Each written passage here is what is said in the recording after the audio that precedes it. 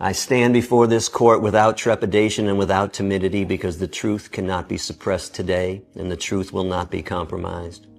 Mohandas Gandhi, one of the most benevolent people to ever grace this earth, once said, "Even if you are only one person, the truth is still the truth." The dilemma we face today is whether this court chooses to acknowledge the truth. The following statement is for everyone's edification. One day, every enslaved animal will obtain their freedom and the animal rights movement will succeed. Because Gandhi also proclaimed all throughout history, the way of truth and love is always won. There have been murderers and tyrants, and at times they have seemed invincible. But in the end, they always fall. Always. The true devoted humanitarians who are working towards the magnanimous goal of achieving freedom for animals cannot be stopped by unjust laws. As long as humans are placed on a pedestal above non-humans, injustice to animals will fester because without universal equality, one type of equality will always create another type of inequality. There will be no compromise here today because the truth cannot be compromised.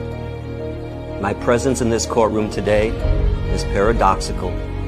I ask this court, if it is not a crime to torture, enslave, and murder animals, then how can it be a crime to free tortured, enslaved, and soon-to-be murdered animals?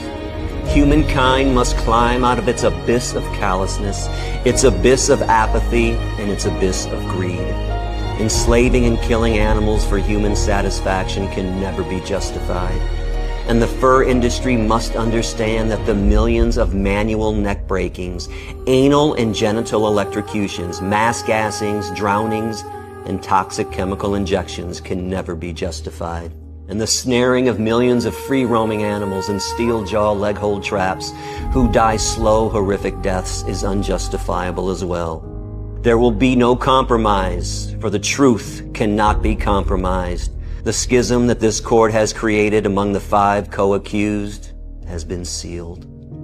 Now that I have been convicted through my volition and in a symbolic protest of the unjust conditions that animals endure, a hunger strike will begin tomorrow at 7:30 a.m. For every mink that ever languished in a tiny cage and was savagely murdered at the Ebert's Fur Farm, I will go hungry.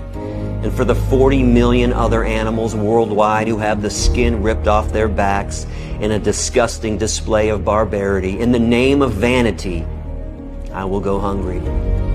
And if this court expects me to experience an apostasy, meaning an abandoning of my beliefs, it is sadly mistaken. In April of '97, when I was incarcerated for 10 days in a Chatham jail, I briefly experienced vicariously what a caged animal goes through. And thanks to that 10-day bail hearing, my empathy for every mistreated animal intensified.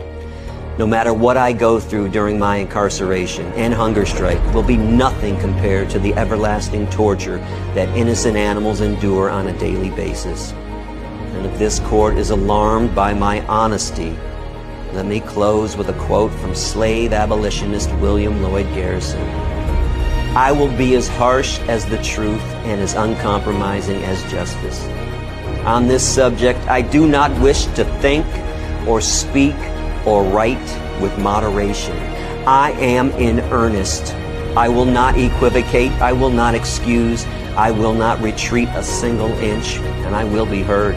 The apathy of the people is enough to make every statue leap from its pedestal and hasten the resurrection of the dead. My influence shall be felt in coming years, not perniciously but beneficially, not as a curse but as a blessing, and posterity will bear testimony that I was right.